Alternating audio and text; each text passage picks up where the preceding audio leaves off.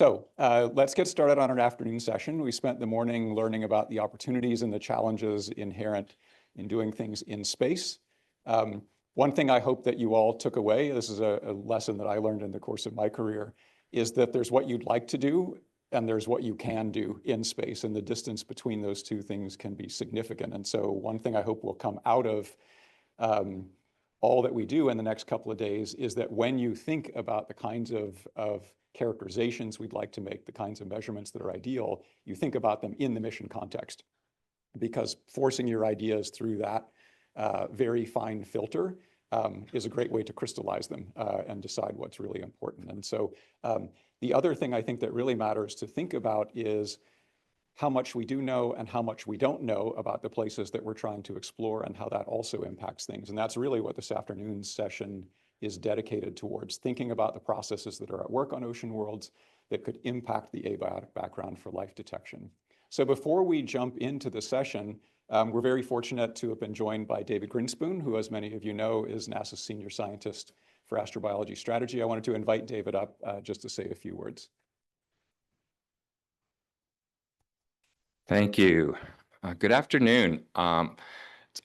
Really happy to be here, and I'm happy to see all of you here. On behalf of the NASA Astrobiology Program, I want to welcome you to Washington, D.C., and I really do wish I could be here for this whole meeting. This is clearly the place to be this week. There's a lot going on this week, including there's Space Science Week at the National Academies this week, and I've just come from there. And I've been at the CAPS meeting, the Committee on Astrobiology and Planetary Science, advocating for astrobiology as essential, not just to planetary science, but for all of NASA science across the entire science mission directorate, and in fact, beyond that into human exploration, and really making the case for astrobiology being central, as well as being mandated by congressional statute, which specifically says that NASA shall investigate the origin, evolution, and distribution of life in the universe. So, as you know, it is a very strong case. And in these uncertain times, we're doing our best to really advocate for it. And, you know, nobody knows what's coming right now. I read the New York Times as you do, and that's really where we on the third floor are getting our information, just like you are. But the case is strong for astrobiology, and you know, it is an unusual time. But you know, I think that we're not planning on just being defensive here. I think there's at least the possibility of repositioning astrobiology as even more central to NASA science, and that's the argument we're making, is actually not just as a defensive stance, but in fact we're arguing for an expansion. And who knows? But as you know, the case is very strong. And anyways, that's what's going on this week, and that's why you'll notice the headquarters people will be a little bit sparse at this meeting, because we're bouncing back and forth between the National Academy and Space Science Week and this meeting. But I so appreciate the organizers of this meeting, Svet and Tori and Alfonso, as well as the rest of the organizing committee, for putting together such an incredible group of talks, of speakers and sessions on such a timely and important topic. And I really appreciate all of you for being here, especially. I know some of you had problems with travel, and there were some last minute hassles for some of the people at centers, and I'm sorry about that. And but yeah, so things are, you know, a little bit uncertain now, but we press onward. The one thing we're doing that I think you're aware of is working on a new astrobiology strategy for the next decade and beyond, a process called NASA DARES. DARES is the Decadal Astrobiology Research and Exploration Strategy. And I won't talk about it at length now. I don't have a talk prepared, but I did want to mention we had our RFI for white papers, and the deadline was a little over a week ago, and we got over 130 submissions, like serious submissions. I'm not talking about the ones that are about, matter, antimatter drives and whatnot, which you always get those too, which are entertaining. But I mean, solid, serious submissions. We got a lot.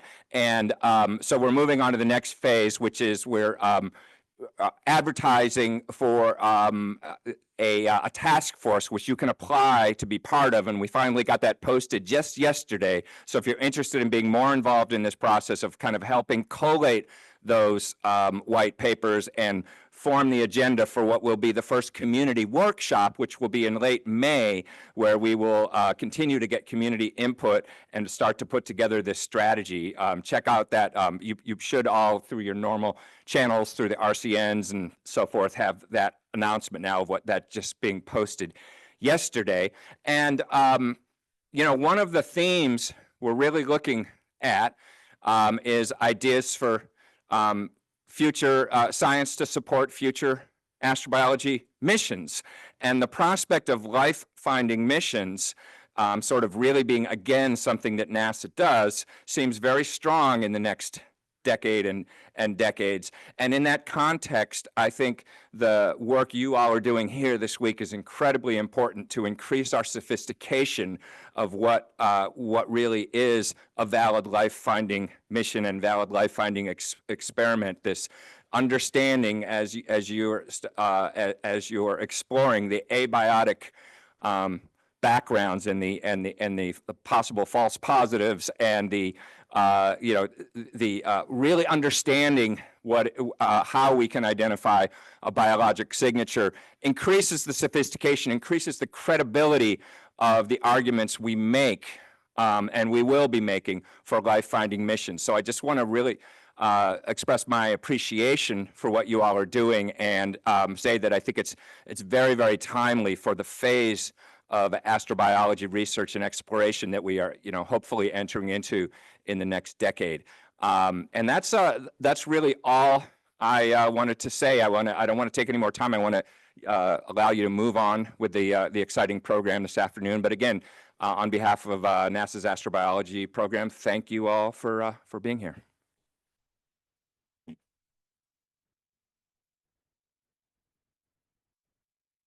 All right, so without further ado, we're going to have a deep dive into ocean worlds following a system level approach. And so I give you Chris German. Thank you, Tori, and thank you everybody thank you to the organizers for inviting me.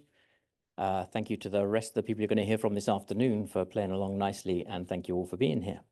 So my main goal today is to spend as little time speaking as possible so you can listen to more intelligent people than me and I can learn from them. So if I keep talking, in fact, I'm going to set a timer now. If I'm still here in 10 minutes, I failed my first test. Oh, I gave myself a 1-minute timer. That's even better. So the idea is I'm going to set the scene, explain to you what's going on, and then you're going to hear from some people and you're going to find out why in the next few minutes. The main thing that's going to be weird about this and very draconian is that we thought from the outset that we want to preserve discussion time. So that's actually built into the structure. So between now and the break, you're going to hear a lot of talks. It's going to come at you with a lot of information. It's going to be a hydrant. If you have questions, please note them down and save them for later. We're going to have some time for triage questions, but mostly we figure if we're taking you through the whole system, then you need to have heard about each of the 3 systems before you know which are the most important questions you want to ask. So we don't want to stop too early and take away from the time for discussion. So that's what we're going to do. So let me just tell you what we're going to talk about. So the first thing is, so you want to go land on an ocean world. And I thought my graphic wasn't as good as anyone else's till Shannon told me about how strong the gravity is. And then it's like, oh yeah, it really would land that hard. And in the case of Enceladus, for example, you might actually have a snowfall map. So you already know where you want to go and land, or at some point, you're going to know exactly where you're going to want to land. And you go get stuff and you're going to measure it. And then you're going to want to know, okay, what does that mean? And that's where it becomes, that's really what we're going to talk about today is, so you can make measurements on the outside of an ice shell, right? You can collect stuff up here and measure it, but it's going to be a function of a whole bunch of stuff that's happened all through the entire system, in the ice shell, in the ocean, and in the underlying seafloor, assuming it's somewhere that has a rocky seafloor. So those are the things that we're going to need to know about. So in the rocky seafloor, for example, there's the stuff of like, what's the temperature of the stuff coming out? Frank started talking about that for Enceladus last night. So we actually want to know about what might the plumbing system be. And then if you actually want to know what's coming on the outside, then you kind of need to know what's happening on the internal circulation as well, while the stuff's underground. That's going to help shape the nature of this thing. And the first thing you need to know is, well, what's all the physics behind that? What's the actual physical flow structure that you're imagining must happen? Because if without that, you can't start imposing geochemical reactions on top of that. But once you do think you have a handle on that kind of thing, then you can start, especially in this context, start thinking about, well, what might be the transformations of organic material that could actually happen under those pressure and temperature conditions. So that's one of the themes we're going to have, and Chris Klein's going to be talking to us about that. And then you can have the stuff come out of the bottom of the ocean and into the ocean. And so then the next question becomes, okay, so then what happens? So first thing is like, okay, well, what's the nature of the flow at the seafloor? How does it actually get injected upwards into the ocean? What are the mechanisms for that? Again, it's the like, what's the physical regime that you think is actually driving that? And then what's the actual nature of the large-scale ocean circulation that's actually going to pick that stuff up and move it around because you want a signal to get out of the ocean? If you want to actually measure something on the ice and actually tell you, it tells you something about the ocean. And then there's also going to be the case of like, and then what's actually happening right at the ice-ocean interface? As you approach the ocean, is there anything else that's going on physically that might cause some further chemical fractionation? And so all through all those places, we're going to have Wan Ying is going to come and talk about the physics side of that. Do not put her on the hook to talk to you about organic chemistry. That's not her role. But there are, every step of the way here, there's going to be stuff in the ocean. It might be little blobs of organic material. It might be little particles of stuff that doesn't sink under gravity if there's mineral particles.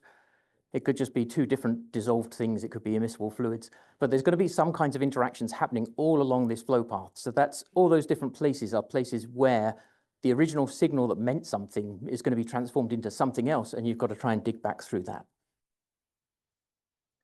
And then the third part is, and then you get the ice shell itself. So then there's a question of, okay, well then what's happening down at the bottom at the ice-ocean interface or wherever the critical interface is? Or there's actually just like the ice shell itself. If the ice shell is, for example, bringing down oxidants to an otherwise reducing ocean, then there could be interesting things happening right at the ice-ocean interface. There's actually the physics of how does material get entrained into the ice shell. There's a question of, well, what happens when you suddenly change the proportion? So you have a long conduit that has water flowing through very cold ice. And again, Frank started talking about this last night. Then you get a different regime. So you've actually got a much bigger surface area available for water to exchange with and the ice. So it's like, are there important chemical fractionations we need to worry about there? And then there's the, okay, at the other end of the thing, stuff comes out and it's sitting around on the surface and it's been sitting there for an amount of time by the time you get the sample. So what else could have been happening to it? Could there be incident radiation? Is it just going to mature just because it's under a vacuum?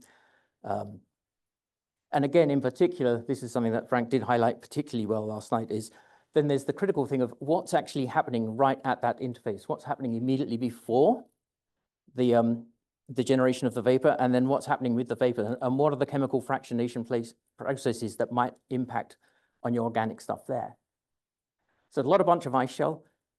I should warn you, we've got three very intelligent people who know a hell of a lot of stuff, and I've tried to coach them to only talk about the stuff they think you need to know about today. They're going to get 30 minutes each.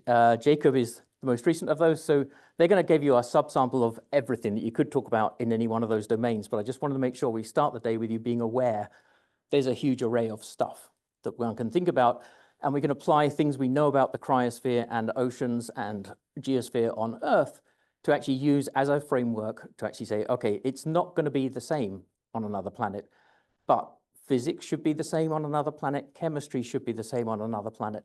So we can actually make some intelligent inferences of what kinds of things we might need to be considering as processes as we try and infer what's going to happen. So this is what's going to happen with the rest of the afternoon. We are going to start with Jacob. So I've just taken you on a lightning tour from bottom to top of an ocean system. Now we're going to go back down again and reverse more gently. So Jacob's going to tell you stuff about what's happening in the cryosphere. Then we're going to switch over to Wan Ying, who's going to talk about ocean dynamics and what happens in the water column. And then we're going to end up with Chris Klein, who's going to be talking to us about what's happening down at the seafloor. And again, like we said, there's going to be like 30 minutes each of presentations. We're going to allow 5 minutes for changeover with any absolutely urgent questions for people who don't know how to write and can't write down a question. Then they can just blurt it out in that 5 minutes.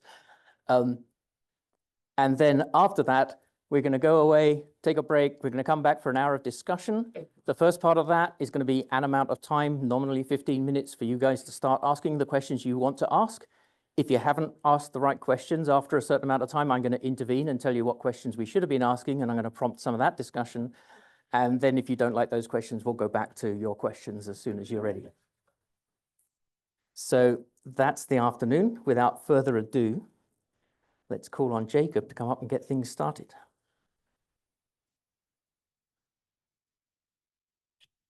On it is. The applause is because I stayed under 10 minutes. There you go. All right, great. Folks can hear me. Awesome. So yeah, I kind of got tasked with talking about the ice shell, which is kind of the top of this conveyor belt, all the way from the ocean.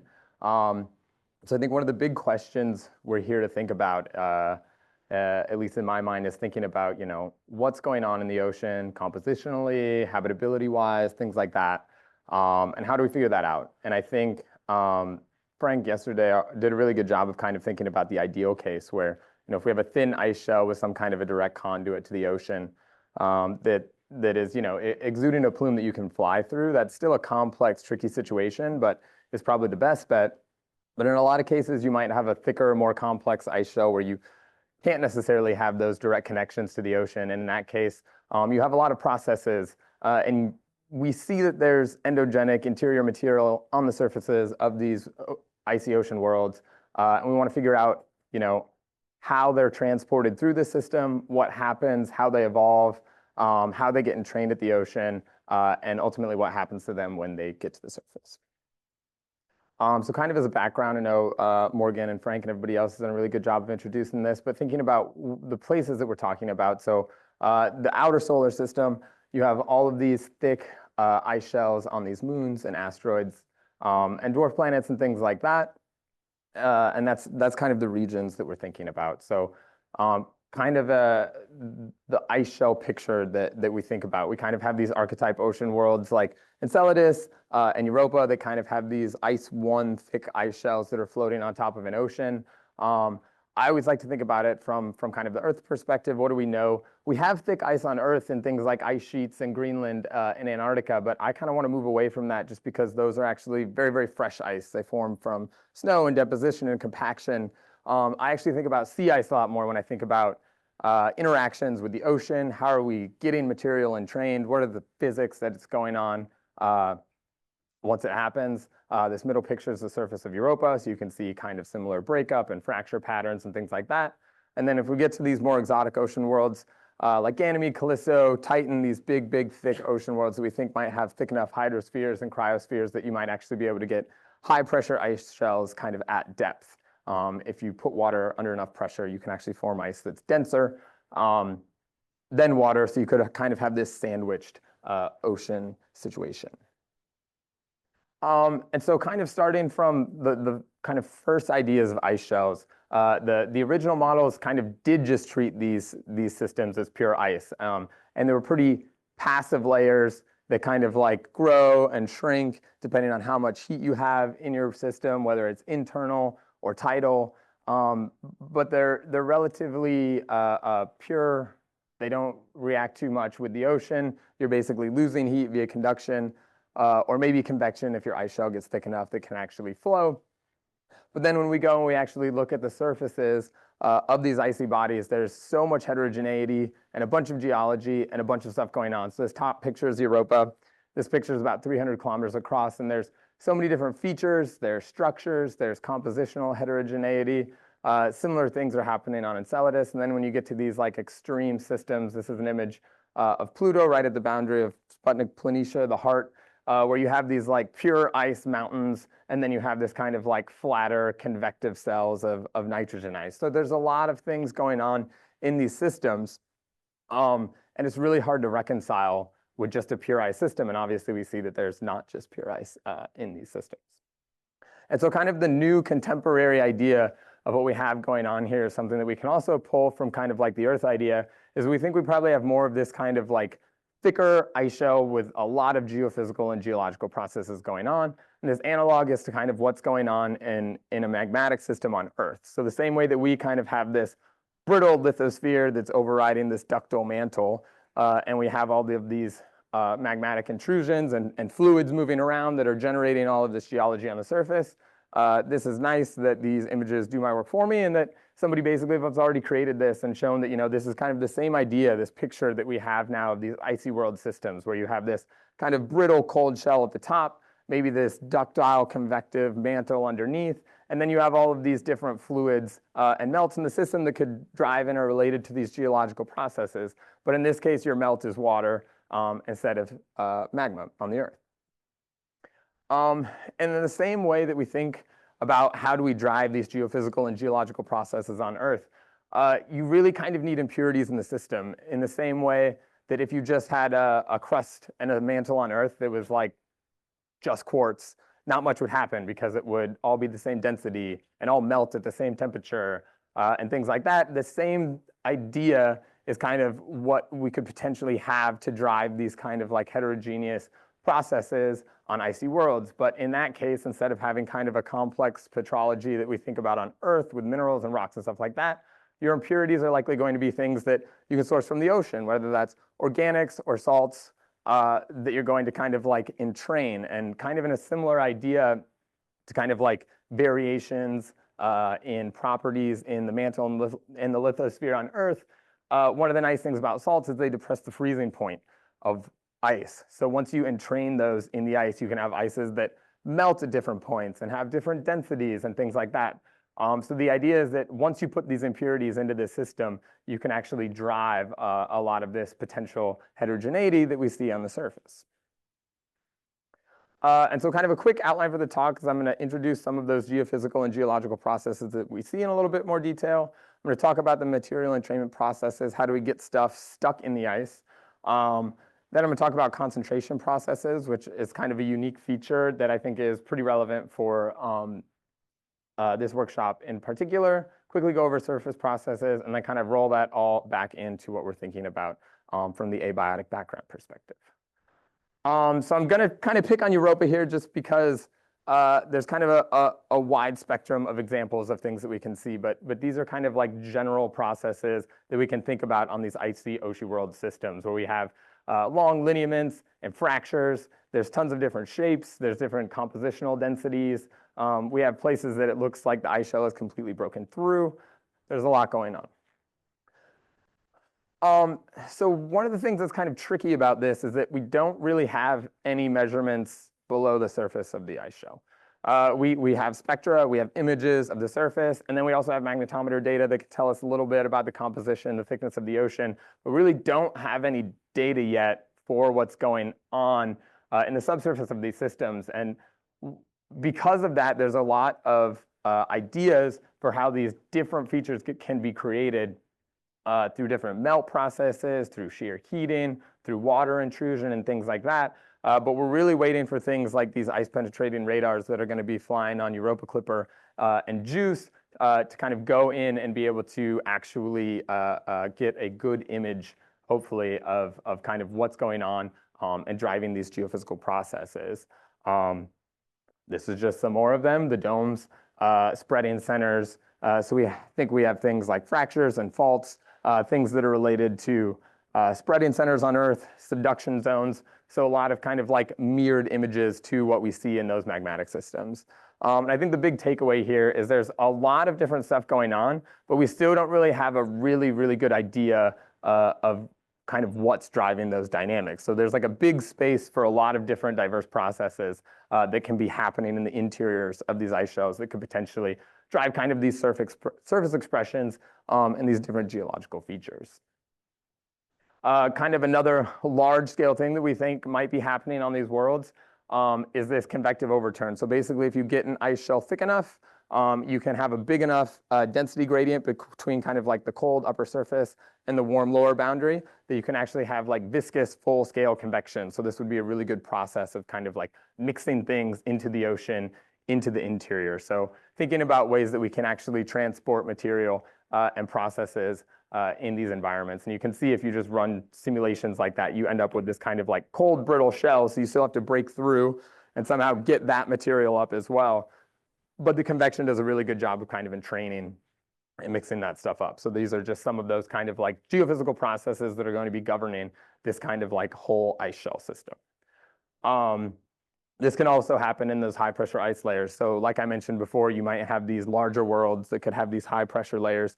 And you also need to be able to transport stuff through there. We think about these water rock reactions, which Chris is going to talk about, as being really important for kind of like generating these materials. But we need to move these things around. So kind of like figuring out how do we understand what's going on in these icy layers and how can we move stuff around, because that's really what we want, is we want connections between the surface and what we can see and the interior that's going to be driving a lot of these chemical reactions. So one of the big questions about this is, how do we get that material from the ocean into the ice shell? How representative is it once it's entrained in there? And ultimately, where's it going to go and how's it going to evolve? So coming from kind of like a very basic idea, one of the special things about saline ices is that when you freeze it out, it's really actually pretty good at entraining material. So the right picture is basically the ice-ocean interface of fresh ice on the top and saline ice on the bottom. This is happening between like two plates, so you can get a good kind of resolution of it. But in the fresh ice, you kind of just have this planar interface. What happens in the saline ice situation is you basically start to form pure ice crystals and all the salts get rejected, which means you suddenly have this kind of like high salinity front that you get variations in, and then all of a sudden you start to have this dendritic growth where the ice, it's much more energetically favorable to keep growing down, and then the salts get rejected to the side and ice keeps growing. But then you end up with all these pockets and channels where you can have things that get trapped in the ice. And a good amount of the salt does get rejected and kind of pushed down into the ocean. But ultimately what you end up with, this is like a 3D micro CT image of like a block of ice that we grew in the lab.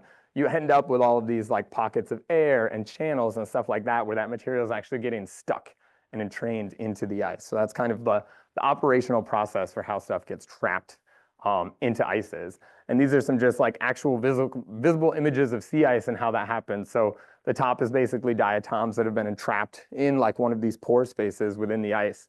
Down low, this is kind of a bigger scale image. Ice algae actually really likes growing in here. You set up these chemical and energy gradients in this basal layer of the ice, and it has actually a much higher density than basically anywhere in the water columns underneath sea ice, just in this layer right here. And then also thinking about salt. So these are basically brine pockets and channels in ice, and you can actually see they concentrate to the point where you actually just crash out solid salt. So all of a sudden you have another phase in there that can kind of change things. So one of the big things we're thinking about, that my group thinks about a lot, is kind of like, what controls this? How much salt are you entraining in here? Does it matter what your ocean composition is? Does it matter what the concentration is? And how representative are the types of salts getting trapped in there compared to what you're growing them from? And kind of the spoiler alert is that different salts get entrained at different rates. So it's actually very, very difficult to directly compare what you see in the ice to what your ocean came from. So you have to kind of understand the physical processes that are happening in these environments to try and back out, how representative is the ice that you're growing from what's underneath.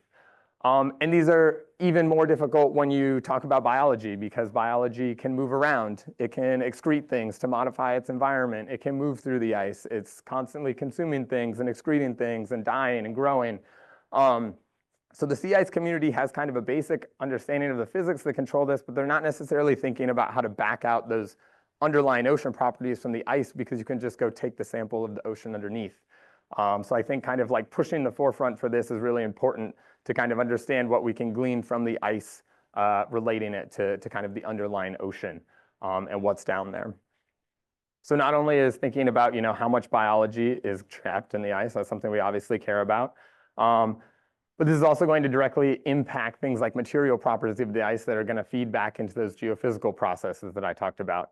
So on the left here, you basically have an image of flexural strength. So if you take ice and bend it, and these ice shells are under tidal forcing, so we care about fracturing. When you put salt in the ice, it can weaken it. So this happens at -10°C, and this is because there's some liquid fraction in there, so the ice isn't as strong.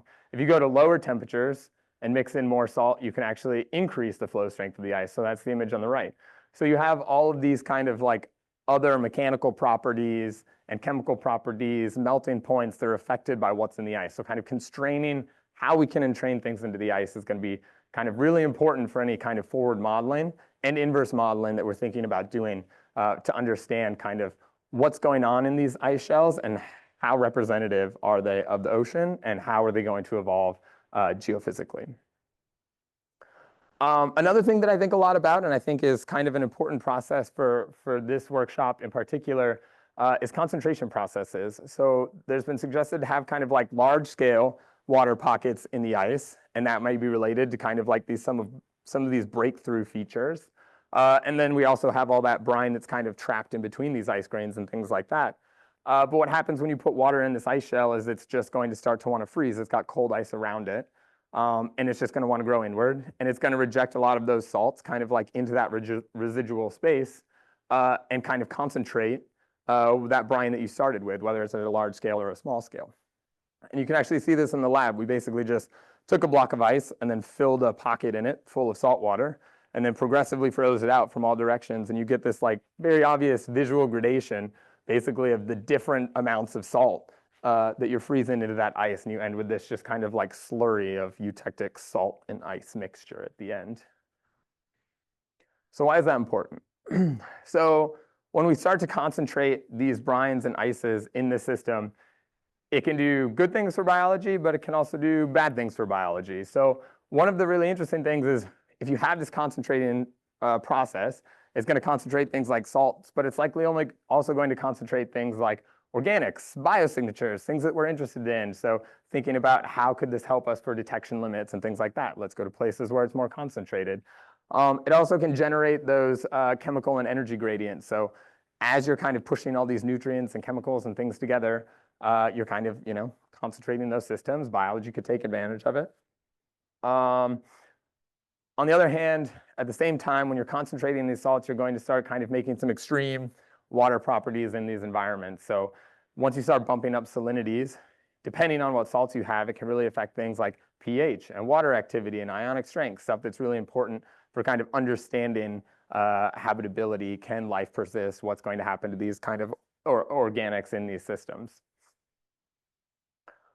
So there's been a lot of work done on that. This is some work from Natalie Wolfenbarger, who's at Los Alamos now. So she was kind of thinking about, if you distribute salts in this ice shell and some thermal profile, you can kind of start to predict basically how much water you have in the system. So up in the cold layers, you're just going to have no water. You're below the eutectic, everything's going to be solid. And then you're going to have this layer where you're going to have some water, some connectivity, which is kind of like the yellow spot over there, these like discrete pores. And then at the bottom where you're entraining stuff, you're going to have this really slushy layer. Think of that, super rich ice algae layer at the bottom where things are going to be really happy. They can move around. They can still interact with the ocean. And so you can extend this now that you know the composition of the salts, or whatever the predicted composition is of these salts. And you can basically extend that to come up with these profiles of kind of like more biologically relevant properties like water activity. So when you go to those lower temperatures higher up in the ice shell, you're going to decrease that water activity and potentially make life more difficult. You can do the same thing with ionic strength and brine salinity, and that's also going to be dependent on the composition of the brine that you've kind of entrained in that ice shell. On the other hand of things, there's a potential for kind of these concentrated processes to be beneficial for biology. So this is a study by James Atwater where basically they were looking at concentrating RNA primers with ribosomes at basically a room temperature and then taking that same solution, that like salty solution, and taking it to -7. So you have a lot of ice, but then you have the rest of that residual brine kind of pushed into these pockets and channels.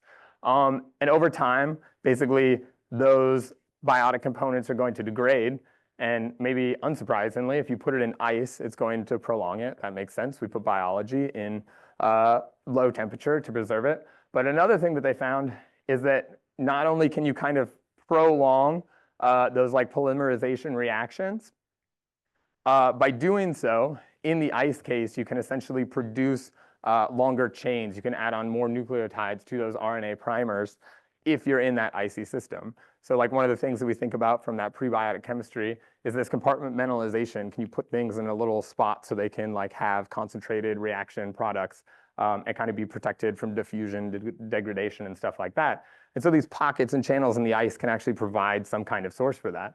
Another thing that they looked at is their first kind of like baseline on the left was using this magnesium chloride solution. But if you switch it to a magnesium sulfate solution, you can get even longer chains. So kind of this complex reaction space that's happening kind of like in these ice regions, even though its high concentrations could be beneficial to things like prebiotic and biotic reactions.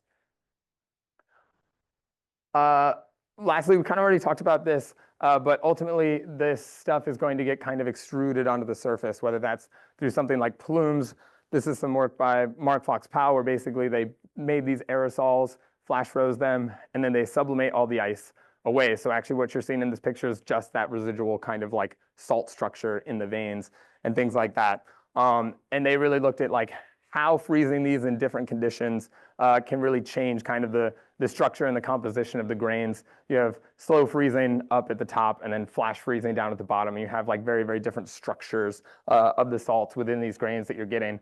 And eventually those are going to come out and be deposited onto the surface.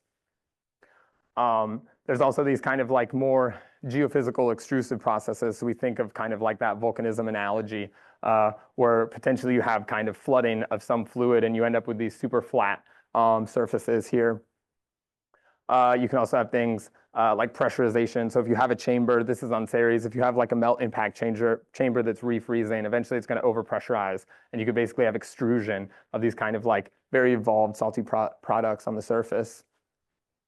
And then also kind of these like pockets and channels that could uplift and break the ice and potentially kind of like expose stuff from underneath. And ultimately, Kevin actually already showed this picture this morning. You know, that stuff is going to get deposited on the surface and immediately it's going to start being irradiated. So thinking about like all of the processes that this is subject to on the surface. So once you put that on the surface, it's just going to kind of start potentially degrading any of the products that you're interested in. The right-hand side is basically looking at kind of that degradation of amino acids with depth under kind of like, in this case, Europa irradiations. So immediately once you kind of expose that, if you're not burying it, there's a chance that you could kind of like lose a lot of that information and material. So kind of connecting this all, these were like the three main questions that were listed on the website.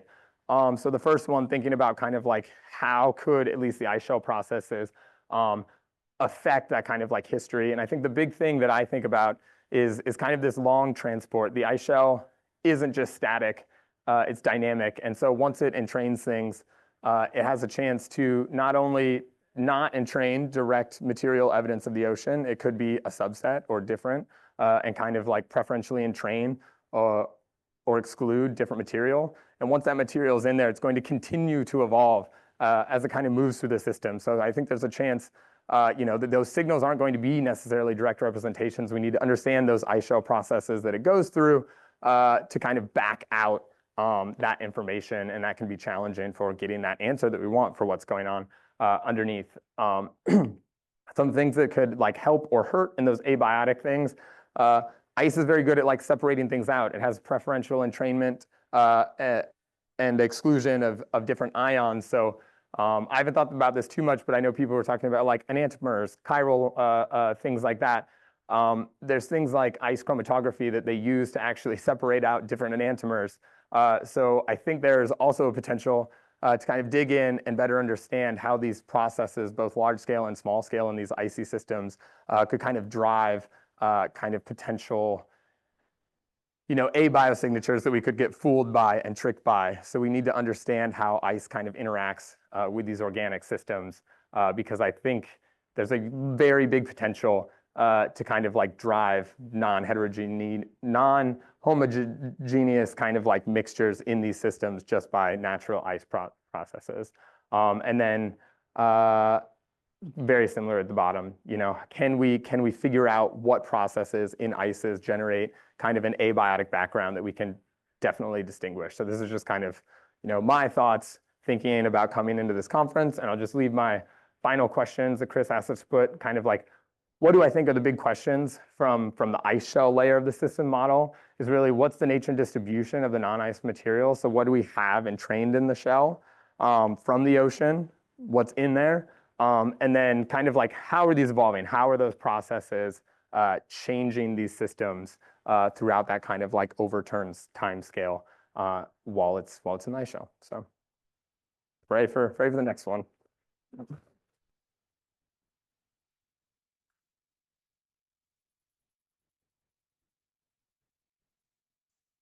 Yeah. Any immediate questions for Jacob? It's a lot, right? We got time for one. Jacob did really well. Well, hey, Morgan Cable, JPL. So you talked about entrainment of salts, and of course, certain organics can also chelate and attach to those. And Tuan Vu has done some really cool experiments with Raman, just looking at amino acid salt mixtures. And of course, depending on the functional group, some amino acids will, really like to hang out with the salts, and sometimes they might not necessarily be in that. So can you sort of touched on that a little bit with this enantiomer thing, which I think is also really interesting. Can you just say a little bit more about how you think things may co-precipitate or concentrate with those salts versus being extruded or otherwise not being co-located with those?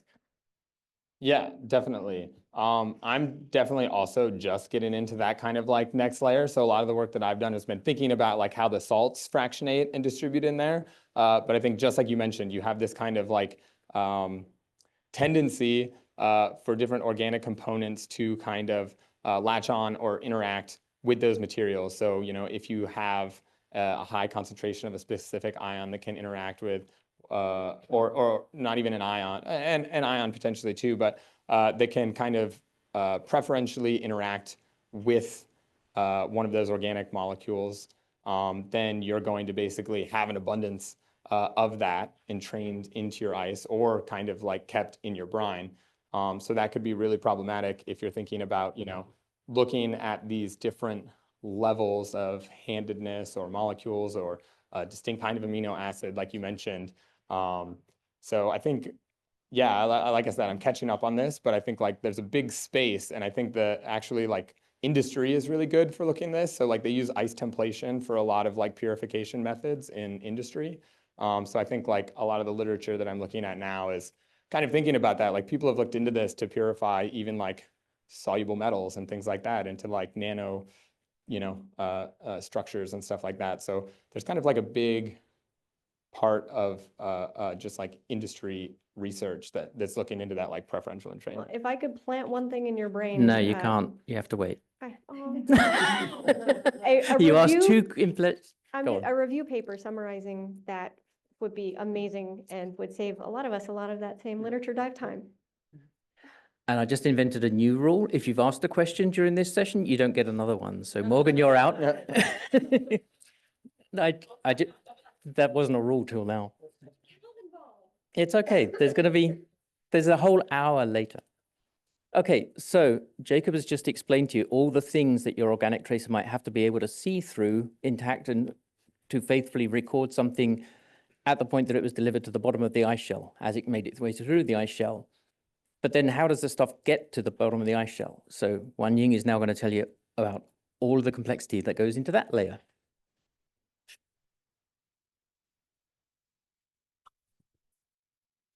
Thank you, everyone. So I will carry on from here to talk about the ocean domain. So why are we interested in ocean dynamics? Because without ocean circulation, everything will be dead. The circulation keeps, yes, it's true, right? The ocean circulation keeps replenish the affinity or the chemical gradient that life necessarily needs. If nothing is moving, then all the lives are sitting there, exhaust everything that they have access to, and then that's the end, right? So we have to keep the ocean circulating to replenish the energy, to create life, to sustain life. And also it's necessary to have the circulation to transport those biosignatures to the places that we can make our detection. However, however much we want to understand this ocean dynamics, ocean circulation, and how the transport happens, it is blocked, it is hidden by an ice shell that is tens of kilometers thick. So making a direct inference is not very easy. We have to rely on something else. So what do we have? On one side, we have the observables. We know that it's relatively easy to access the ice shell rather than the ocean underneath.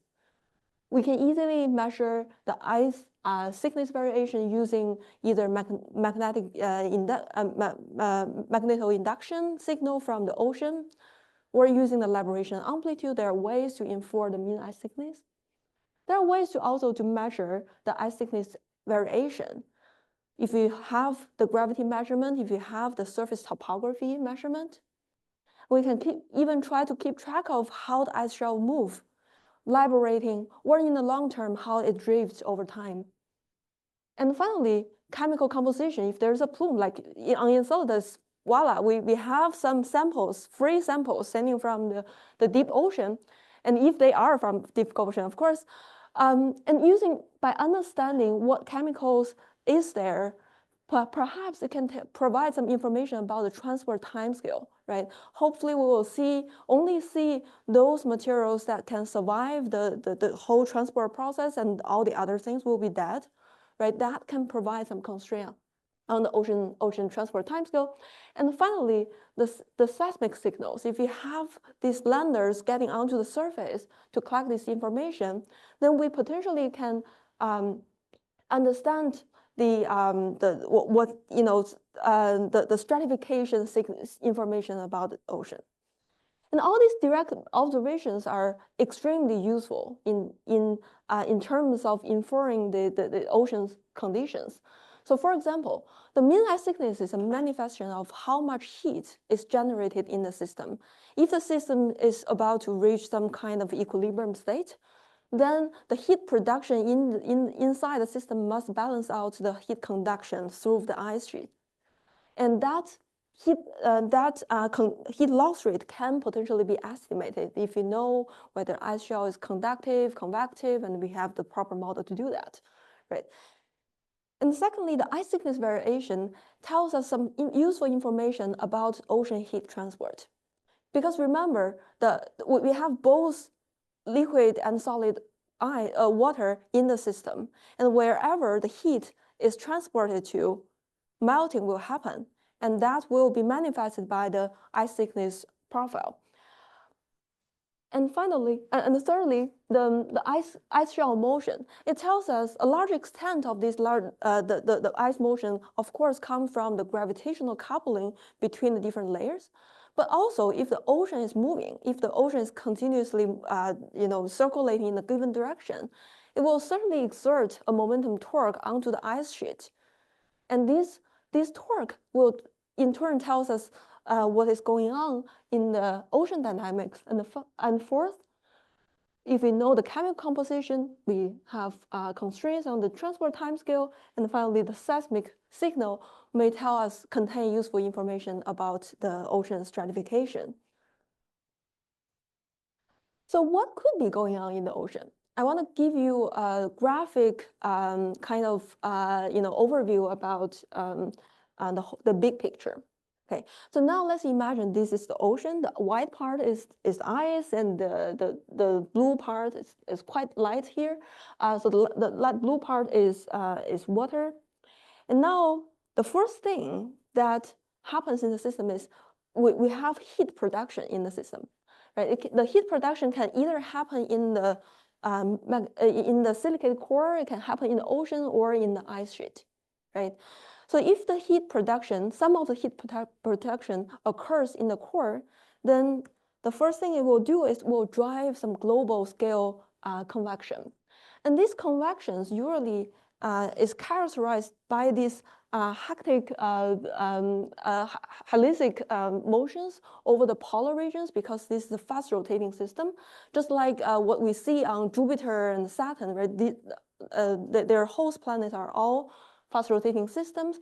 And in fast rotating systems, convection cannot like, do a wholesale overturning circulation, but instead is forced to form these very small spirals. Over the polar regions and over the equatorial regions, the dynamics are very different. And here are some very nice simulation by Sutherland et al. 2014. And you can see these bendy structures and the curly motions over the is happening everywhere in the system. And in addition to this heat generation in the core, there may be also some heat generation in the ocean, and that can happen if you have tide. Right? The tidal motion is the first consequence of this tidal potential is to deform the ocean, and eventually the system. It's like when you ring a bell, you always hear the same sound. In the ocean, there is a certain modes that are their eigenmode.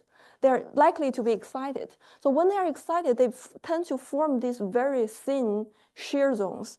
And these are internal gravity wave or inertial waves propagating along the system and resonating.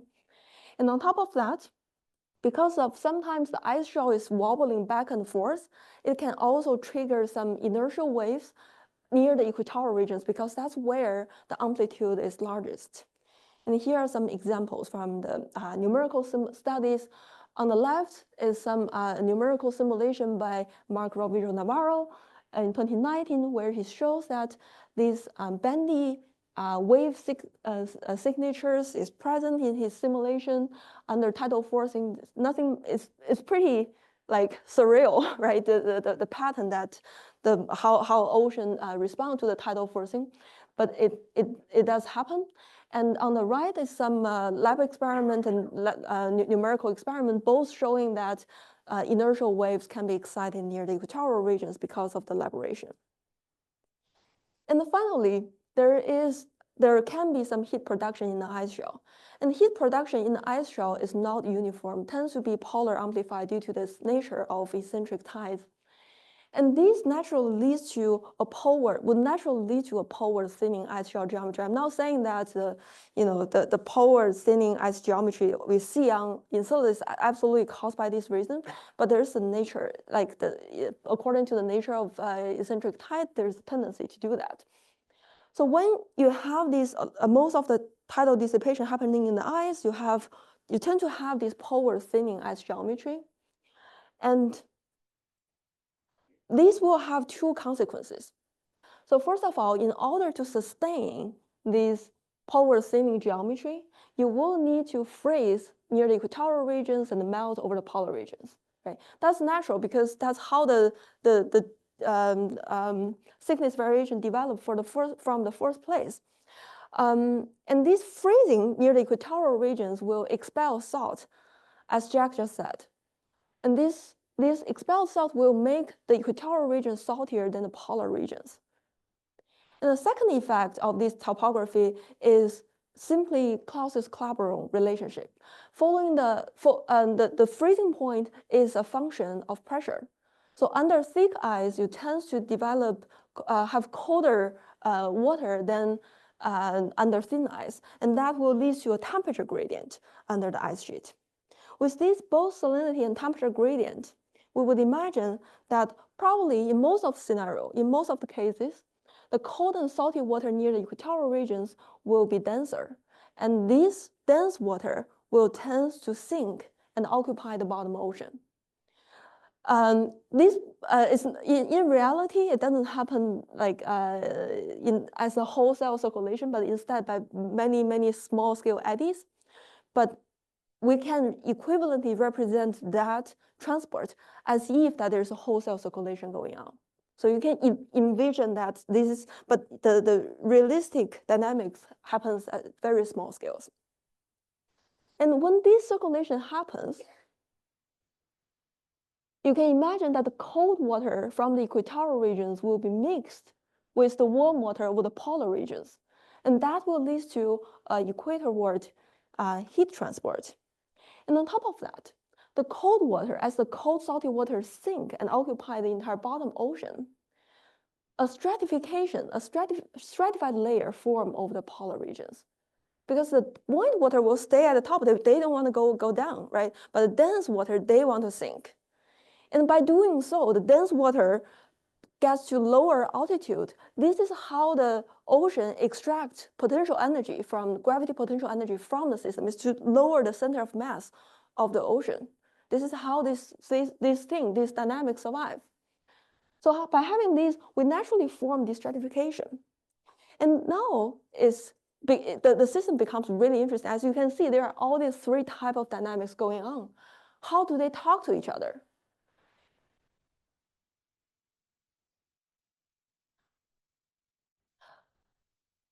So now let's imagine that you have this meridional temperature or salinity density gradient induced by the ice thickness variation.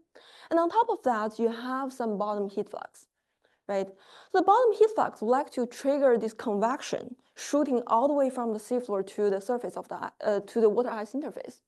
But on the other hand, this overturning circulation induced by the meridional temperature gradient would like to stratify the ocean. So there's a tug of war going on here. And which one will win, right? So in the lower part of the ocean, convection will dominate because it's closer. And then as you get to the stratified layer, convection cannot exist in the stratified layer. Overshooting happens occasionally, but to a very small extent. But in this region, heat will then tend to be transported along the isopycnal by Bartholini eddies. That's the nature of the kind of eddies that I just described. And by doing so, the system reaches equilibrium.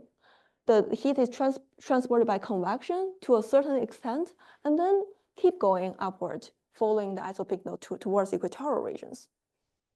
As we gradually increase the bottom heat flux, the need to transport heat upward becomes stronger and stronger. And as a result, we need steeper and steeper isopycnals to accomplish that. And in the end, if the bottom heating is strong enough, it may just penetrate through the isopycnals by pulling all these isopycnals down to the seafloor. And when all the isopycnals touches the seafloor, the pattern of the heating pattern we prescribed at the bottom finally can project onto the ice shell. And before that, it cannot. So in this regime, where the bottom heating is dominated by the surface density gradient, we expect to see a stratified ocean, mostly in the upper part of the ocean, and there will be some fresh water accumulated over the polar cap regions. And then all of the bottom heating that we generate in the seafloor, because they are not directly deposited onto the ice sheet, they will be forced to be forced towards the equatorial regions where the ice is thick. This then casts questions, right? If most of the heat production happens in the silicate core, can we sustain this power thinning ice shell that we see on Enceladus? In the opposite regime, however, when the bottom heating is strong enough, the ocean will be weakly stratified, and the heat flux from the water-ice interface will more or less mimic what we have on the seafloor. So then the question is where Enceladus or all the other icy moon is. Then we need to be a little bit more quantitative. So on Enceladus, the temperature gradient we develop under the at the water-ice interface is about 200 millikelvin. This doesn't sound like a very big number, but it is actually much bigger compared to the vertical temperature gradient that is going to develop by convection, which is only about 7 millikelvin. Sorry, I missed one line here. So as a result, according to our calculation, we show that in order for, when we get to the question whether Enceladus is stratified or not, Enceladus, the bottom heat flux has to be around 2 watts per meter square or beyond in order to overcome this stratification. But on Europa, because we don't know the ice thickness variation, the only thing we can say is if we want the bottom heating to overcome the stratification, then the ice thickness variation needs to be lower than 100 meter. So this is something that future missions can potentially, provide. If we have this delta H, this ice thickness variation measure from future mission, this is something that we can learn about. And then on top of that, there's this interaction between stratification and tidal dissipation, the heat production inside the ocean. So when there's when in a stratified system, when the tidal wave breaks, what happens is it forms these billows, overturning billows that mix the dense water from the bottom to the top. So it kind of mixes the system. And by doing so, it increases the potential and gravity potential energy of the system. And this mixing, because the surface is warmer than the bottom in the stratified region, this mixing will induce a downward heat flux into the system. But the system cannot keep pumping heat downward, right? It has to be the net upward or downward heat transport has to be zero on global average. So then again, the baroclinic eddies come in to balance everything out. The way it balances out is to transport this downward heat flux from the top back to the surface along the isopycnals. So then as the tidal mixing increases, we again expect to see similar competitions going on between the baroclinic eddies and the tidal dissipation. So as on the left-hand side is the regime where the baroclinic eddies dominates, and on the right is the regime where the mixing dominates. And when mixing dominates, the vertical column will tend to be relatively uniform and well mixed. And on the left, we see weaker heat transport, and on the right, we see stronger heat transport. And it turns out that if you do the calculation, you will realize that this mixing is actually a very efficient heat pump. It's just like all the HVAC system that we have in our house. You put in 1 watt of energy into the heat pump, you actually get more out of it because the heat engine efficiency is smaller one, so the efficiency of heat transport per watt of energy put into the system is actually way greater than 1. And using the calculation, we can show that this efficiency can be 10,000. So every 1 watt of heat production in the ocean, in the stratified region especially, will induce 10,000 watts of heat convergence towards the equator. Then again, so we know that Enceladus have this power thinning ice geometry. If there's a significant amount of heat generated in the ocean, it can be very dangerous because all the heat will be then induce a huge amount of meridional heat transport, and the equatorial ice shell will be melting. So then again, we can, based on this, so what I wanted to show you in these two slides is that by just observing the ice thickness variation, we can actually learn a lot about what is going on in the ocean. In order to be compatible with the power thinning ice shell geometry, there is an upper bound can be put on the heat generation in the core and heat generation in the ocean.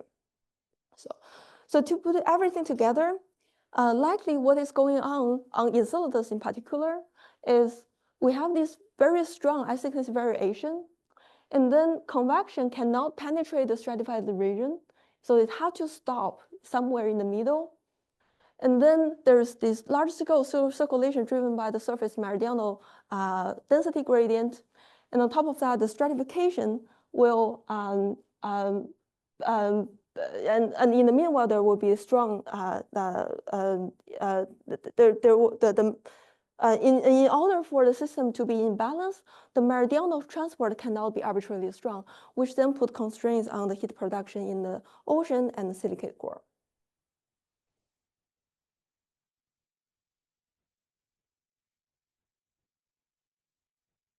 So now Here is the big picture, the global scale dynamics. I want to zoom in to this one single convective plume and see what is going on, what could happen to a single concentrated convective plume. And when we come to this question, when we think about this concentrated convective plume, there are two interesting questions to be asked. The first is whether this hydrothermal plume will remain concentrated as it proceeds from the seafloor to the surface. And because that is important because it tells us whether the biosignatures or whatever information from the seafloor will remain concentrated. The second question is how long this transport will take. If it takes too long, then potentially a lot of the information from the bottom will be lost. So here I'm showing you a simulation result just to give you some intuition. We did this. The configuration here is we have this neutrally stratified ocean box, and at the bottom we prescribe a concentrated heat flux along a very thin line, and this way it triggers convection. But the convection, as you can see, they didn't, as you would expect, it should directly shoot up to the surface, right? This is a side view, but it didn't. Instead, it kind of scatters horizontally, and on the right-hand side is a plane view from 5 kilometers above the seafloor. So you can see there's these very fine structures going on which scatters heat laterally instead of conveying them upward. So then we can actually explore the entire parameter space, all the possible parameter combinations, and figure out that the morphology of the plumes can actually exhibit drastically different features as we change these over parameters. And there will be regimes where the plumes remain relatively concentrated, as you can see from the near the top. Those are simulations where the plumes can shoot all the way from the bottom to the surface. But there will also be regimes where the convective plumes tend to scatter horizontally before going too far. And by the time it reaches the surface, everything will likely to be homogenized. So we are trying to plot where we think Enceladus and Europa are on this diagram. And Enceladus, because it's weak gravity, it seems that it is a little bit challenging for the convective plumes to go all the way through. But for Europa, most of the relevant regime seem to be able to have this penetrative plume all the way through. And whether the plume remain concentrated or scattered will also have influence on the transit time. So for example, on Europa, the transit time can be within a month, can be relatively fast. But for Europa, because the plume first scatters, then after that, it follows a completely different scaling law in terms of the transporting timescale. And we've done a lot of numerical simulations compared with previous lab experiments to show that if we extrapolating this result to the region where Enceladus, where it's relevant for Enceladus, the transport timescale is likely to be in the order of a few 100 years or so. So it's very, very long, given our calculation. So it seems to suggest that to enable fast transport through direct thermal activities is difficult. So following what actually we presented this work in EPSICON last year, and Frank said, oh, what about having some bubbles in the system? And so I'm showing here. So actually doing this kind of calculation is possible. There is this double phase numerical simulations that will enable us to do this kind of coupling. And when we involve these little creatures, we hope that a lot of things will change. Okay, so what is next? What can numerical simulations do to help us decipher the habitability of Enceladus? Well, first of all, we first want to understand how the couplings between all the complicated, the three processes that I just mentioned. But beyond that, we would also like to try to couple the dynamics with chemistry. Right? Imagine that there's some interesting methanogenesis going on, then how the transport happens, where the nutrient is brought to, would largely influence the location of the habitat and the detectability of life biosignatures. And furthermore, we don't want to forget that under the ocean, there could be another layer of interest where the core can be porous on Enceladus, and the transport across the pore material would enable some interesting chemical exchanges that can provide the chemical gradient near the seafloor. So we would also want to study how this coupling may enable the habitability, and also how the circulation will then finally connect to what Jack just said, the ice processes, and whether this signal can eventually get to where we can make our detection. Thank you for your attention.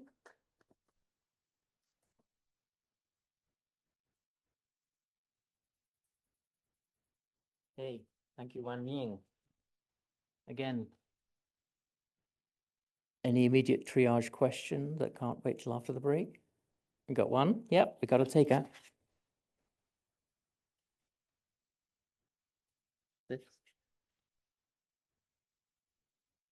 Thank you. That's amazing. Hey, thank you for your presentation. I'm Diego from Howard University, and I have a question for you. The process that you are explaining was very nice and makes me very similar to the upwelling process, which occurs here on Earth. That is a process which takes water from the bottom to the surface. But if we consider that the rock percent in Enceladus is around 6%, do you think that could be affect that process that you're explaining? You mean the rock percentage Yeah, in the core? Yeah, because the upwelling take of the water from the bottom to the top and have an interaction with the rocks. Yeah, it can, as I said in the second last slides, certainly it will make a big difference, because when you think about the core as a big sponge, right? Let's put it that way, a big sponge. Under tidal stress, the sponge will be deformed constantly, and that deformation will create pressure gradients in the the water parts that in the water part of the mixture. And that pressure may squeeze some of the water out into the ocean. Yeah, and if we change this bottom boundary condition, a lot of things can change. Yeah, Okay. Certainly something we are looking into. Okay, thank you again, Wan Ying. So everything we've been talking about so far is talking about how do you get these signals out to where we could measure them with a future landed mission. But everything is kind of predicated on the assumption that the reason ocean worlds have habitability to them is because of the generation of reactants, which presumably comes from water rock reactions. Because then if you've got reactants available that can undergo redox reactions, for example, then you can get chemical reactions which release energy, and that's where habitability would come from. So our last speaker of the afternoon is going to be Chris Klein, is going to be talking to us specifically about some of that stuff. Thanks, Chris. All right. Thank you, Chris. Thank you, everyone, for coming. It's great to see many old friends here again. You hear me okay? All right. And oh, one more thing. Thanks, Svet, for doing a phenomenal job organizing everything. Been incredible, and more's to come. So today I'm going to share a little bit about ocean world's geochemistry. Oh, sorry. I doing this right?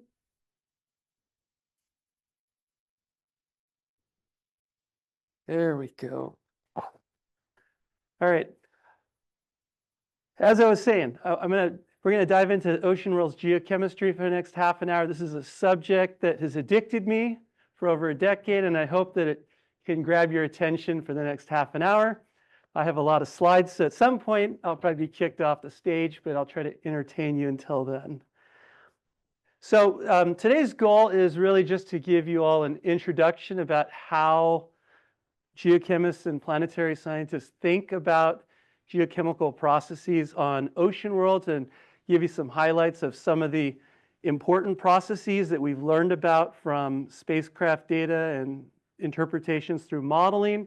A lot of it's going to be driven by examples. Some of them are seminal and some will be more recent findings. And it's going to span a wide range of space, all the way from, like the space environment around Enceladus down to the rocky core of Titan. So it should be a lot of fun. This is the problem we face. I think you've seen this type of image quite a few times now. This is Europa, and this is one interpretation of what its interior might look like. So we've heard already about the ice shell that we can see at the surface, and then the salty ocean under that. And then what I'm going to focus on is that interface between the liquid water and the rock. And we think that that area is where there could be chemical disequilibria to provide energy for life, for nutrients. So it's an area of intense interest, but it's kind of hard to get to, right? So you can see Europa is kind of an optimist case where you still got 140 some kilometers from the surface to the seafloor. So that creates a problem if we want to try to learn about that potentially habitable environment. And so what we need to do, and this is going to be, I'm going to keep hammering this point throughout this talk, is we got to try to use as much information as we have at our disposal as possible to try to scratch the surface of what might be happening down there.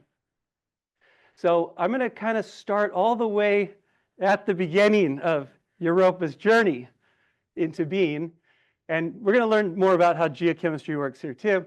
So when planetary scientists, when we think about how the solar system came to be, we've learned from studies from astronomy and using telescopes like the Hubble Space Telescope and James Webb, that stars are born in molecular clouds, like this image shown here. It's a great one.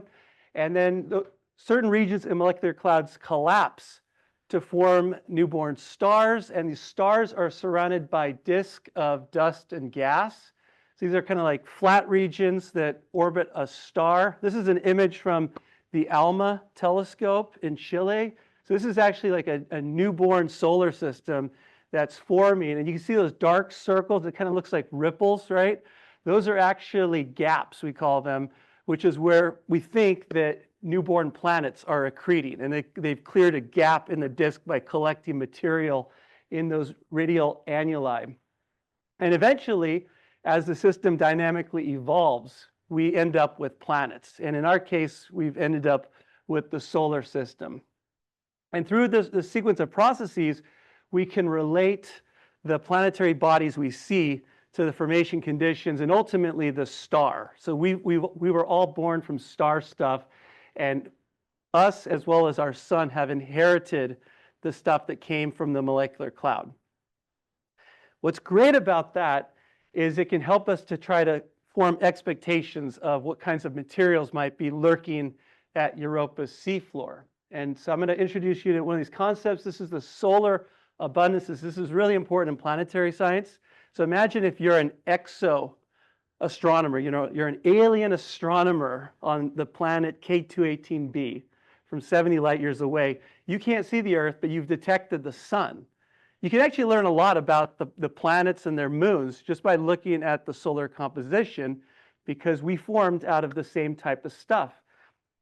There's a lot of elements here, right, in the periodic table, but you may notice there's only a few, like a handful, that are actually the key players. And I'm going to walk you through them. Like one are the key volatiles. These are the things that can form organic molecules and water, kind of important for life, right? They're abundant, and they lead to the production of the stable, simple volatile elements like water, CO2, methane, and organic molecules. And then you have the rock-forming elements that I've indicated here. So a lot of things that we're familiar with, like in the Earth's mantle, say, or like the the seafloor crust, we find these kinds of elements. So you have things like magnesium, silicon, iron, and those tend to make these minerals I show here, olivine, orthopyroxene, right? Metallic iron like we find in the Earth's core. So just by looking at what the solar system is made out of, you can already form some kind of expectations for what planets and their moons should be built out of. And if you kind of zoom in further, this is a ratio we like, magnesium plus iron over silicon. It turns out that the solar system, rocky material that the solar system is made out of, is ultramafic. It actually has more magnesium and iron than silicon. So that's kind of important. We think on the Earth's surface that these ultramafic rocks are rare and special because they're like these special sites on the Earth. But if we look around the rest of the solar system, that's actually the norm, is to find these kinds of rocks. Okay, we've also seen this kind of image here. So we looked at Europa. It turns out a lot of other icy worlds we think have a very similar internal structure. You can have these interesting variations where you can have high pressure ices under the ocean, but in general you have like some kind of hydrosphere at the top, you know, the low density water and ices, and then below that you have rock. And the way we think as geochemists about these two components is we imagine that they could have been formed out of the primordial materials that we find today, and those are things like comets, which contain a lot of icy materials, and then chondrites. These are meteorites that are the original building blocks of rocky planets. So let's talk about this. You've been tricked. You thought this was going to be a talk about ocean worlds, but I'm actually going to talk a lot about meteorites because I think there's a really important message of how they can help us. And I'm glad that Heather covered some critical territory on that. So this is one example. This is the Orge meteorite. This is a famous carbonaceous chondrite. It's a rare type of carbonaceous chondrite. We used to think it's rare. Maybe it's not so rare anymore, as we'll get into. It's known as a CI chondrite. They're these, they're pretty black looking, right? That's kind of important. They're very weak rocks. And we've come to appreciate that they're really important for learning about the outer solar system. Previously, people thought, well, maybe these form like in the outer asteroid belt because they're rich in carbon and other light elements. They contain a lot of water in many of them. But in more recent years, there's been this revolution in non-traditional stable isotope geochemistry. So you can see these elements here. You might have heard of like carbon isotope fractionation as a biosignature, right? Well, the people who study meteorites are really getting into the nitty-gritty with their mass spectrometry now, and they're measuring fractionations of different isotopes of things like titanium and chromium, of all elements, right? And what's very interesting about these data is when people, Paul Warren at UCLA first made this kind of plot, and he found that you could just, if you look at it, there's this pattern where a lot of the rocky meteorites, like the ordinary chondrites, those plot, and the Earth and Mars as well, those plot on the lower left-hand side of this diagram, and all the carbonaceous chondrites kind of fall in this trend in the upper right corner of the diagram.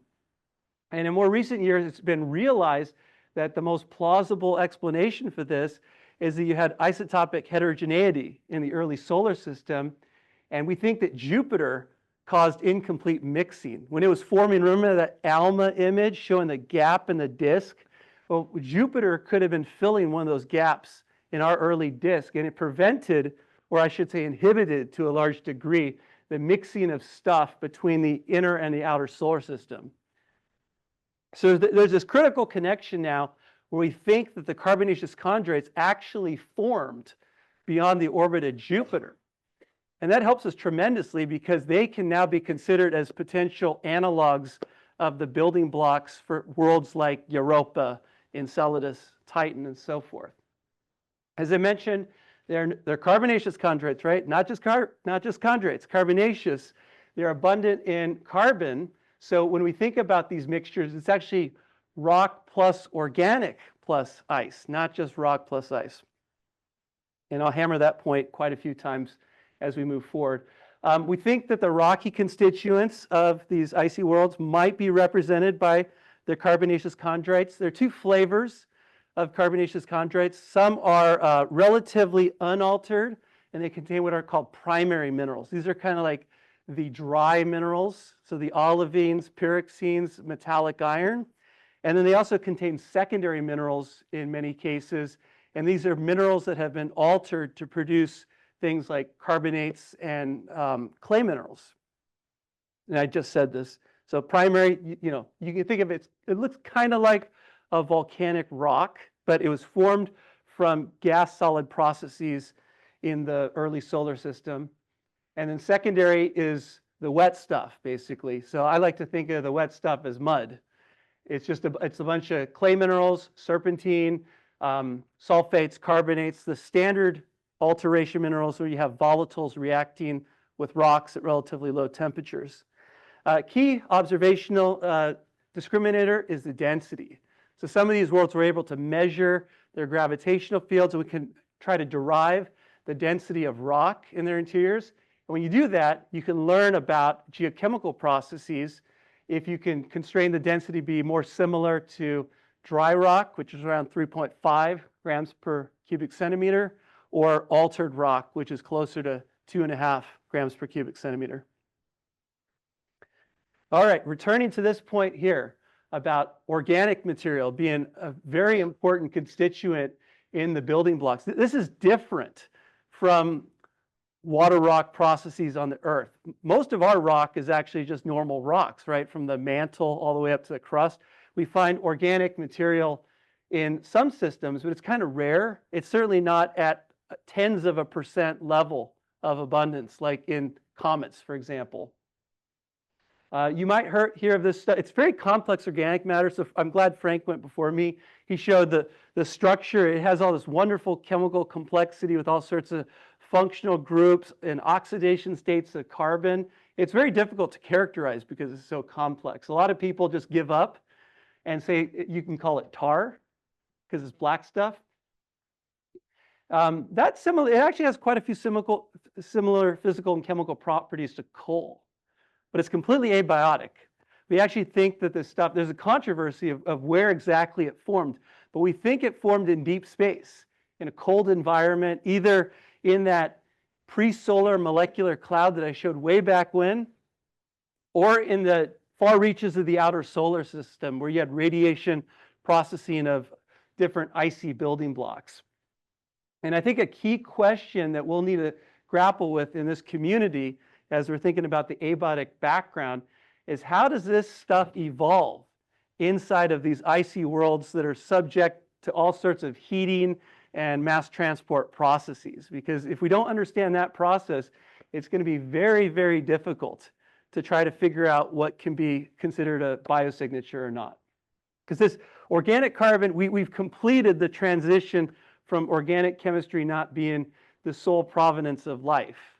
You know, that was first discovered in the 1800s, and now we've learned from explorations of carbonaceous conjugates and comets and so forth that the solar system and the universe is loaded with organics.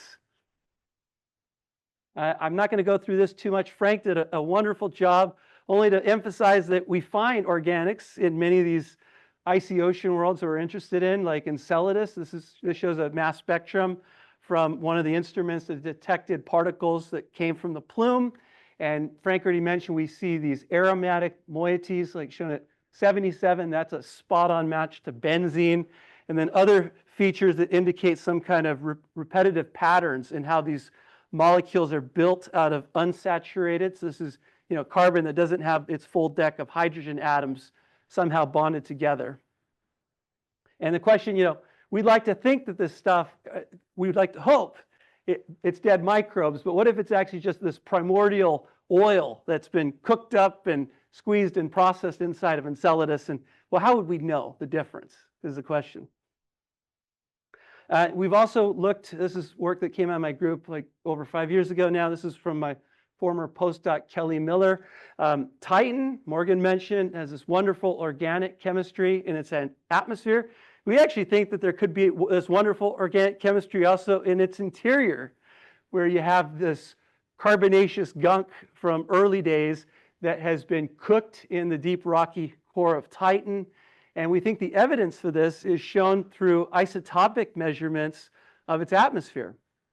So this is a plot. I love making this type of plot. This is a geochemical mixing diagram where you can use data from comets and carbonaceous chondrites and other sources to try to pinpoint what kinds of mixtures are allowed to reproduce Titan's atmosphere.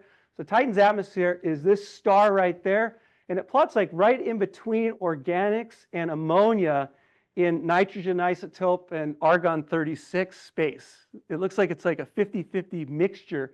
So you can imagine, you know, if Titan formed out of ices, rocks, and organics, you mix in some ammonia, you mix in some organics, you bake that stuff in Titan's core over millions to billions of years, and that stuff might gradually seep out and replenish its atmosphere with methane and nitrogen. That's what we proposed. So this, you might hear this word later on this talk. Thermogenesis is probably an important process in these bodies, but it's completely abiotic in this context. So let me tell you a little bit about comets. These are icy building blocks. You know, they've been left in deep freeze from the early days of the solar system. We've had a phenomenal number of missions that have gone to comets, starting in the 1980s when Halley's Comet first came back around. And more recent times, the European Space Agency sent the Rosetta Orbiter and Philae lander, this was over 10 years ago, to Comet 67P, shown here. This is the comet we know best because it was studied by this great mission. We've learned that comets are super diverse. It's really wonderful. They're almost like planetary bodies in their own rights because they're so diverse. This just shows some of the volatiles that have been measured, lots of volatiles. So I think we heard about Bennu, right? That had thousands of compounds. Probably when we get a mass spectrometer or a comet sample return, we'll find thousands to millions of compounds there as well. Here's what we found through spectroscopy and mass spectrometry. Some of these numbers don't look that big. So if you see, okay, it's like, you know, 0.1% or 0.01% with respect to water. I've done the math for you. For those of you who are chemists, 0.1 mole percent of something, you know, shown here, is about a 0.06 molar solution of this stuff. So, you know, if you see ammonia being present at 1% level, that's 0.6 molar solution of ammonia. So this is actually, it's not pure water. It's like this comet cocktail that we have to think about. I won't go through this too much, only to say that we're making models to understand the ices that we see on these bodies because they can tell us something about the temperature, pressure, history of their formation environments. So you might see diagrams like this. This shows pressure and temperature, and then this gray region shows a trace through a physical model of the solar nebula. So you can imagine as you start from the top right-hand side, when you're in the inner solar system, as you move outward, the pressure and temperature gradually decrease, and as you cross these snow lines, then planetary building blocks start to accumulate these volatiles. Isotopes are really important, and I love them, so I couldn't not mention them. It turns out that primordial volatiles are greatly enriched in the heavy isotopes of things like, you know, deuterium, nitrogen-15, carbon-13. So we have to be really, really careful if we're using isotopes as a biosignature. We can't just say, oh, we've measured light methane. We have to actually say that methane is light with respect to its sources, or, you know, some organic molecule is light with respect to its sources. So one example shown here for carbon isotopes, these were recently measured in Ryugu samples in this plot shown here. And a lot of these samples show delta 13C. So this is the isotopic enrichment that's around plus 70 to 100 per mil. So on Earth, our normal standard is 0, and we kind of deal with isotopes around 0 per mil. But now the reference point has been shifted upward, and we have to take that into account whenever we go to a planetary body and look for isotopic signatures, biosignatures. We have to remember that we have to consider the inorganic standards on those particular bodies. And then nitrogen isotopes is even worse. It can vary not by tens of percents, but actually by like factors of 2 or 3. Okay, I'll tell you a little bit more about the geophysical context. We've heard about this already, the different types of energy. Accretionary energy is actually not thought to be really important for ocean worlds. They're too small. So to gather up a lot of energy from forming a planetary body. They got to be big, like the Earth, like the giant planets. So that's usually not thought to be the most important energy source. Radioactive decay, though, can be important because there are rocks. Remember, I mentioned that they have rocky cores. So that can be a source of energy to drive chemistry. We find evidence that the rocks have been exerting their effects through Titan's atmospheric composition. We sent a probe. This is the most distant probe we've ever sent to the outer solar system on Titan's surface, called Huygens probe. It had a GC mass spec on it. This is the data that are collected on the surface. I've indicated argon-40. That is one of the decay products of potassium-40, which is originally contained in the rock. And somehow, we're not quite sure yet, that argon-40 has traversed 700 kilometers of distance, at least, between the rocky core of Titan and the atmosphere. So it's telling us something about large-scale transport on an ocean world. And the last important source of energy is tidal heating. We've already, I think I'm going to show the same graphic that you've seen from Morgan of Europa flexing and doing its thing. Now I'm going to tell you a little bit more about geochemistry as I'm getting close to being kicked off stage. Okay, so imagine, I mentioned these things form like comets or from chondrites. So imagine we start with ice rock. Oh, I should have included organic here. I've already screwed up my message. But imagine, those three constituents get heated somehow through one of those three processes, and you have that comet cocktail that has been melted. It's now in contact with these rocks made of, dry minerals. That mixture is not at chemical equilibrium. So what happens is that chemistry happens. Reactions happen to drive the system closer to equilibrium, and those include things like the primary minerals undergoing dissolution into the liquid phase. You have oxidation of reduced forms of iron and other elements like phosphorus. Gradually, as those processes continue, solutes build up in the solution. Eventually, you reach a point we call a saturation state where different minerals called secondary phases become stable, and they crash out solution and precipitate to form new minerals that we find in samples like carbonaceous chondrites. These include the phyllosilicates. These are minerals that have included water in their crystal structure, as well as carbonates, which seem to be everywhere. And then the highly soluble things, like Frank showed, the salts measured in Enceladus's plume and the sodium phosphates, those are leached into the water and stay there. And we see evidence of this in these primitive carbonaceous materials. You may have heard in the news, the Japanese Space Agency, JAXA, had this mission to an asteroid called Ryugu. It's a small body, only 1 kilometer across, but it's fantastic from a chemical point of view. We've learned a ton about aqueous alteration processes. So let me walk you through some of the things we found. We found lots of phyllosilicates and carbonates in these small samples of material from Ryugu. Ryugu's material has been pervasively altered by water, perhaps not unlike the water we find on Enceladus. This is a recent study from last year, finding evidence of sodium carbonate veins in a Ryugu particle. So we find sodium carbonates on Enceladus as well as the surface of Ceres, which is another potential ocean world. And all this can be explained through geochemical modeling, where you start, again, with that simple concept in the previous slide, where you have water and volatiles gradually working their way towards equilibrium with the rock, and you end up with mixtures of phyllosilicates and carbonates and salty solutions. Here's some of the things we like to know about the ocean worlds, like Enceladus, Europa, Titan. What are the physical conditions? Composition's a big one. The major cations, pH, oxidation states, organic compounds, energy. A simple way of thinking about pH is actually like a massive tug-of-war on a planetary scale, where you have the acidic components.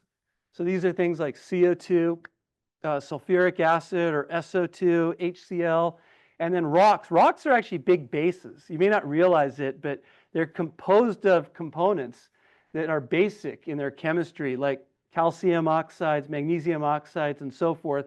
So silicates have this intrinsic basicity. I mean, it's not like licking sodium hydroxide, but if you allow volatiles to equilibrate with rocks, they gradually will increase the pH. Here's a model we worked on Enceladus a couple years ago, 10 years ago now, showing that from the Cassini data, we think Enceladus's ocean looks like the rocks have won, and the pH is relatively high, as Frank mentioned. And you can simplify the ocean as basically sodium chloride mixed in with baking soda and washing soda. So washing soda, if you're not familiar, is sodium carbonate, and baking soda is sodium bicarbonate. So we can take data from spacecraft missions, and then we can use it to understand and constrain the composition of that solution that's erupting into space. Here's a couple of terms that you might encounter. I'm sorry that I used maybe too light of a green there. So serpentinization is a big one. This is a type of hydration reaction where you start with your primary minerals like your olivine and pyroxene. They react with water. They soak up the water, put it into the crystal structure of a new mineral, and a mineral that often shows up as serpentine, which is usually has a green color here. It's a pretty nice rock. And another process we've come to understand more recently in the outer solar system, we have all these carbonates, CO2 from comets, right, is carbonation, where the CO2 can be added to silicate rocks. You have a neutralization reaction, which then forms calcium carbonate. And then you're left over with some new mineral phase that's enriched in silicon, like shown in that example reaction. On Earth, normally we think of this process as weathering. So you can think we have weathering processes happening on these seafloors. And the interplay between serpentinization and carbonation is going to depend on how much CO2 reacts with the rock. So let me skip ahead to the second diagram just to show you one example where here I've done a computer calculation where you start with a rock that's been serpentinized, and you just imagine adding CO2 bit by bit to that rock and then studying what happens to the composition of that solution and the mineral assemblage that results. And it matches what you might expect, where the pH will gradually increase, which is indicated in that bottom plot. It's a different variable though. And then the top plot shows, you start to make carbonates, and eventually you also start making quartz or some kind of silica-enriched phases. Europa also shows evidence for carbonation processes. We don't know quite as much about Europa yet because we haven't had Cassini, our version of Cassini, go there. But we have this beautiful tool in orbit near Earth called James Webb Space Telescope. And these were data collected a little over 2 years ago. And we found, this is the near infrared spectrum. It's the most beautiful spectrum ever collected telescopically of Europa. And we found CO2 ice that is coincident with this large salt deposit called Terra Regio. It's a massive sodium chloride deposit. And it's very tempting to assume that there's probably some kind of deep relationship between the CO2 and the sodium chloride, possibly reflecting carbonation in a deep ocean. But we can't completely conclude that yet. Lastly, well, I don't know if this is lastly, maybe it's lastly. H2 is important. We find in Earth there's these special environments where you have the fundamental rocks of the solar system. The ultramafic rocks have made their way to the surface, reacted with water to make hydrogen through iron oxidation reactions. Iron is super important for making hydrogen because iron loves oxygen. So you can look at these simple reactions shown here. Like if you start with a big chunk of iron from a meteorite, you react it with water, the iron likes to gobble up the oxygen, and then it releases hydrogen as a byproduct, which is extremely useful if you're a microbe, because then you can use the hydrogen to help power your metabolism. And we found, I think you heard this yesterday, we found evidence of hydrogen in the plume of Enceladus. This is one of the last Cassini flybys. We detected an elevated number of counts of molecular hydrogen at mass 2. right over the surface of the South Pole in the heart of the plume. And we derived around 1% H2 abundance. And we used that abundance in concert with geochemical modeling to derive this kind of picture of the subsurface of Enceladus. So remember, I told you the problem that we face is trying to understand the seafloor when we can't get there. But in the space environment, plumes, surface compositions can provide a window for us to get there. And in this case, hydrogen was a key ingredient that allowed us to do that. Moving even further into the solar system, this is another great data set collected by the James Webb Space Telescope 2 years ago of the Kuiper Belt objects called Eris and Maki-Maki. I didn't even know these existed until 2 years ago, but it measured the D to H ratio of methane. Their surfaces are covered with methane frost, and we're able to do isotopic geochemistry out past Pluto now. And from this measurement, we were then able to construct different models to predict if the methane might be abiotic, primordial, like from comets, or thermogenic, here's that point again. And from our comparisons between the measurement and these models, we were able to rule out the primordial scenario. And we suggested that it looks like the methane might have been produced, let's skip ahead, through either some kind of abiotic hydrothermal process or through thermogenesis. Remember from Titan's case where you have the organics mixed in with hot rocks and they're gradually being cooked to release methane? Well, maybe the rocks out past 30 AU from the sun are also being slowly baked and releasing methane that could eventually make it to the surface that was seen by James Webb. Lastly, this is a really hot topic in current times, is a question of what happens to the rock if it gets even hotter? You don't just bake out the organic compounds, but what if you can actually melt the rock? We see some evidence of this in chondrites that have been, actually not chondrites, they're meteorites called achondrites. And a famous example of these meteorites are the meteorites that come from the asteroid Vesta. Vesta is a big rock, and on its surface, it's covered by basalt.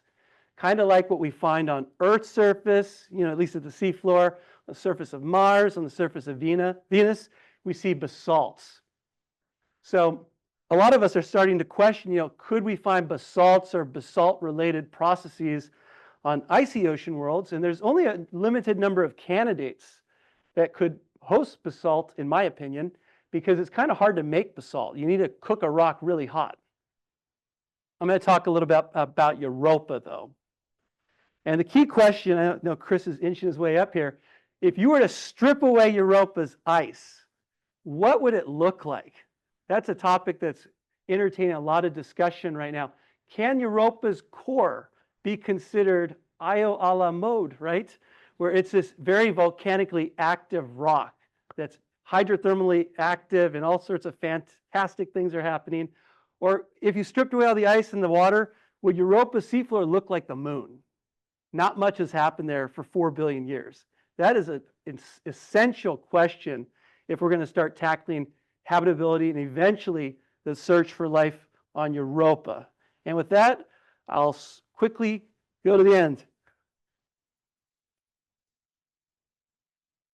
Good job. Not too far over time. All right, so we do have 5 minutes for instant questions for Chris.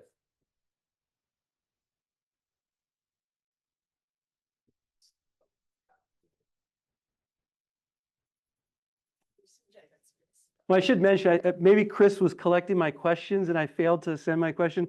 My question is in bold there for the group. We don't need to answer it now, but that'll be the question. Okay, good, because I don't have an answer to that one. Shannon McKenzie, APL. Okay, my question for you is about the topic that you just briefly mentioned about where basalt could happen. And you listed Ganymede and Triton in Europa, but not Titan? No. Please tell me more. Well, the problem on Titan is we know too much. We know from the Cassini gravity investigation, or we think we know, that its moment of inertia is kind of high. Yeah. So for non-planetary scientists, that means it's not heavily density stratified. And so that means that the rock in the center of Titan cannot be too dense, which tells us something about its thermal history. Because if you were able to cook Titan's core to extremely high temperatures and start melting silicates, you'd also melt away the iron, and that would sink to the very center of Titan. I think it would lead to a much lower moment of inertia than allowed by the data.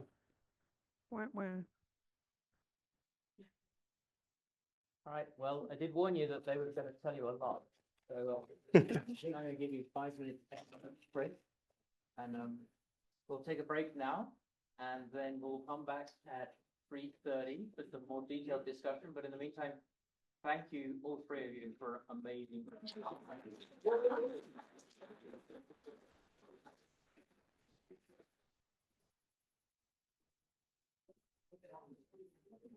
Thank you. I was worried about